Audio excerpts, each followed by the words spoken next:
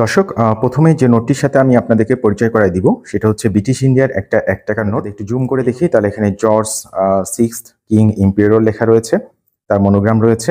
এখানে for the government of India লেখা রয়েছে, 1 রুপি নোটটি। এখানে সালটা লেখা রয়েছে ১৯৪০ সাল। সো নোটটা অসাধারণ একটা নোট এবং এখানে একটা জলসাপ রয়েছে, কিং এর জলসাপ।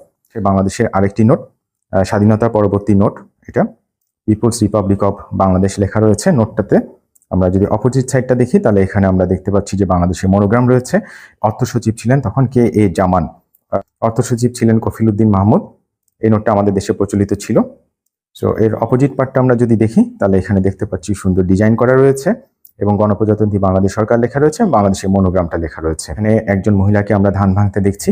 এটা অসাধারণ সুন্দর একটা বাংলাদেশের ১ টাকার নোট। এখানে আমরা ধানের শীষটা দেখতে পাচ্ছি অপোজিট সাইডে। নোট হরিণ নোট যেটাকে আমরা বলা হয়, বাংলাদেশের ১ টাকার নোট।